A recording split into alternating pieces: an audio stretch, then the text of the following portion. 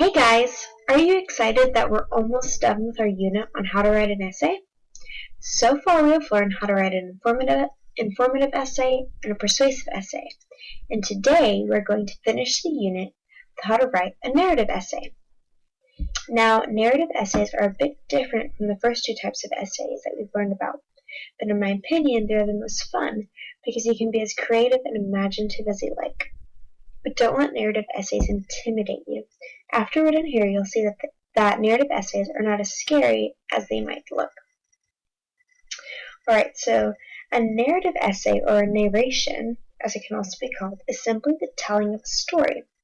Whenever someone recounts an event or tells a story, he or she is using narration.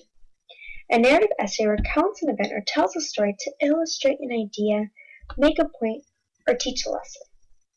Narrative essays can be as abstract or direct as you want, though it's probably better to make them clear or more direct if you're asked to write one for a standardized test. So, before you begin, just like we choose a topic for our informative essays and an issue for our persuasive essays, we're going to come up with a purpose for our narrative essays. It is important to decide why you want to share the specific story you're going to write about. Every narration must have a point or a purpose. This can be a moral or a lesson you learn, or it can even be an idea. The sky really is the limit.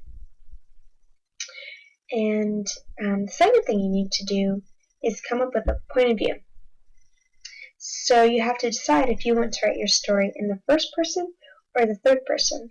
First person is using I, and third person is using pronouns like he, she, it. Since this is a formal paper, you should probably stay away from using the second person you, since you shouldn't directly address your audience. Now, if you're part of the action in the story that you're recounting, you should probably use first person because it provides the best perspective.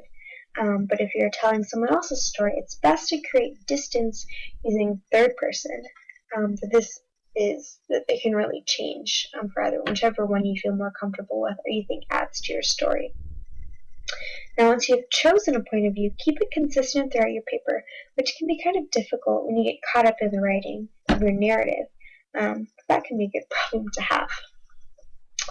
Alright, on to the structure of the essay. The first paragraph of your essay should set the scene for your story, including the who, what, where, and when. An effective introduction paragraph lessens the reader's confusion later on, when they're in the middle of your story. Your thesis statement should state your purpose, giving a glimpse into your reason for sharing your story, which we talked about earlier. The body paragraphs should relate the story.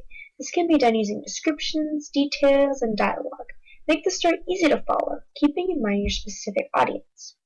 Also, remember to use the same tense, past, present, or future throughout your essay, so as not to confuse the reader.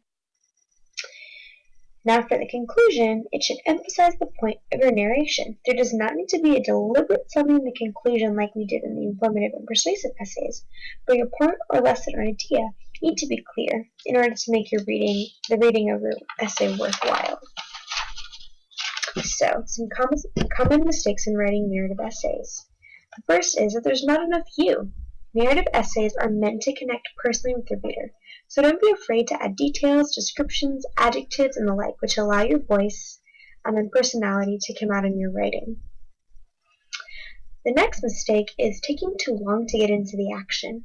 Unless you're writing a novel or short story, you usually won't have much time or space to include a lot of details or background knowledge. Setting the stage is important, but it is even more important to get right into the action. Avoid long introductions and lengthy descriptions, especially at the beginning of your narrative. And the third mistake is getting lost in the story. Remember that your narrative is meant to teach a lesson or make a point. Don't get so lost in your story that you lose sight of your purpose. This is a surefire way to lose your audience quickly. Now for tomorrow, just come writing with a pen and paper, and we'll look at different narrative essay topics together as a class. I'm excited to see your creativity and imaginations in your narrative essay writing. And that's it for this unit on how to write an essay. I hope it was helpful and eye-opening. See you tomorrow. Bye! Created using Powtoon.